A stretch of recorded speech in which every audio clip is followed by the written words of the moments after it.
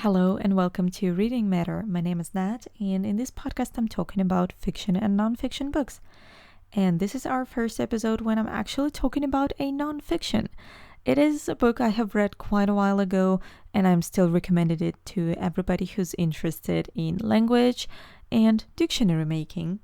And I'm talking about Word by Word by Kory. The book was published in 2017 and it's not very long. It's about 300 pages, but it is immensely packed with fun, wit, a lot of information, and actually a great description of the life of a dictionary maker. What kind of work comes into it, what kind of skills people need to work to be able to actually work as dictionary makers, as writers and editors of dictionary entries, and generally what kind of role dictionaries play in our lives in everyday society.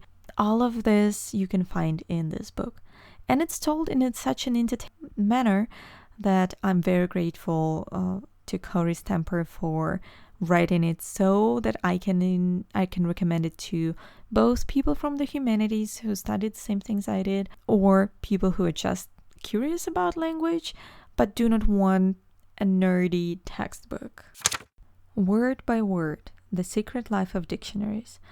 Let me quote a passage about the English language from it, and I think it gives you quite a good understanding and idea of the style of writing of the author and what the book is going to be about. And I quote, "We think of English as a fortress to be defended, but a better analogy is to think of English as a child. We love and nurture it into being, and once it gains cross-motor skills, it starts going exactly where we don't want it to go. It heads right for the goddamned electrical sockets. We dress it in fancy clothes and tell it to behave, and it comes home with its underwear on its head and wearing someone else's socks. As English grows, it lives its own life, and this is right and healthy. Sometimes English does exactly what we think it should. Sometimes it goes places we don't like and thrives there in spite of all worry. We can tell it to clean itself up and act more like Latin. We can throw tantrums and start learning French instead, but we will never really be the boss of it. And that's why it flourishes." End of quote. So what do you think about this approach to the English language? I actually quite enjoyed it, and I also am happy that the author of the book is someone with, I guess, an insider point of view and some authority on the subject, because Kory is an editor of Merriam-Webster Dictionary, and she's been working in there for a while, so she actually has a glimpse in all the intricate details of dictionary making. And of course, as Merriam-Webster is the Dictionary of American English, you will be privy to a lot of British English versus American English debate stories. In her book, Kory does not just reveal the backstage of dictionary making, she also introduces us to the people who do that, to the lexicographers and people who write definitions, who quite a lot of times are very quiet and socially awkward individuals who have to, not directly via correspondence, but still interact with sometimes crazy readers or overexcited readers who want to argue about the meanings and usage of words or contribute for the dictionary making. Actually, also, I don't think any of us who are not lexicographers can imagine how infinitely hard it is to write, to craft a definition of a word. And there are many rules, entire textbooks of rules, how to write a proper definition. But this is a whole different set of problems and troubles, so I'm actually glad I'm not a lexicographer, and I'm on the receiving end of a lot of dictionaries.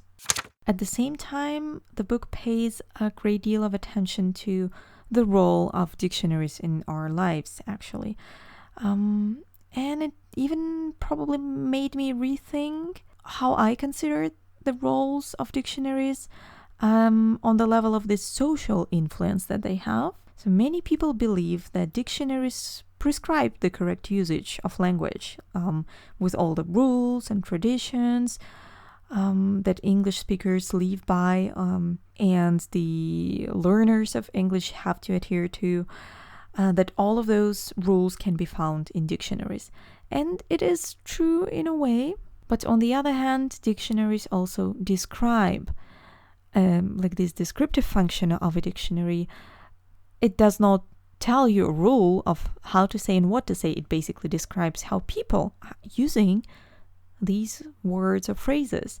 So it collects corpora of usages of particular words and then tries to kind of define it. But this is not the dictionary being a trendsetter. It is a dictionary reflecting and like putting a trend into a norm. So this is a very interesting dichotomy there, how dictionaries try to fulfill both of these roles at the same time, and how a lot of times people, us general users of dictionaries, think the dictionary is there to show us the norm, to show us what is traditional, and it should always stay like that. What we do not take into account is the fact that dictionaries also change, and now since we rely a lot on online dictionaries, they get to be updated even faster than paper dictionaries were back in the days. Another important question to the role of dictionary that Kory Stempers mentions in her book, I think it's mainly, I think a really good example is chapter nude, how people believe that by eliminating a word from the dictionary, we would also eradicate the social problem it designates. Well, usually that concerns different social problems. And we can see this tendency a lot lately with regard to books and films, how somehow people believe that if this or that book that deals with an uncomfortable topic or is a historical monument that represents a particular way of thinking should just be eradicated from the system. And just by taking it out of the equation, the same way we would take out the problem out of our society. I believe it's a little bit like trying to exclude, let's say, To Kill a Mockingbird by Harper Lee from school program somehow would just teach kids not to use the N-word, or to avoid this kind of judgmental thinking that is criticized in this book. But on the other hand, this is the point why the book was written, to show this perspective, to show the critical point of view, especially from the perspective of a kid telling the story.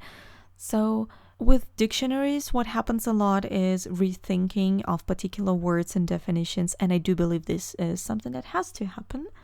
But at the same time, we need to make sure that we do not fall for this false pretense that just by excluding something from dictionary we solve the cultural problem as well. So once again, to sum up, I do not just recommend this book for its depth and critical questions it asks and raises, but also for pure fun of it. I loved the description of the office work of lexicographers of Merriam-Webster. Of course, a lot of those things are being digitized nowadays more and more, which changes the way people work. But I did just plainly enjoy reading about those people who are so into language, who can spend hours and hours analyzing different examples of speech from the internet, from the readers who contact them, in order to craft as clear as possible, an objective definition for everybody else to see, read, and rely on. As I said again, it is a witty narration. I think Kory Stempers did a great job with this book, and I can only recommend it to everybody who is interested in culture, in language development, but you do not have to have a professional education to understand that. It is an authoritative book on lexicography, but also with a lot of fun in it.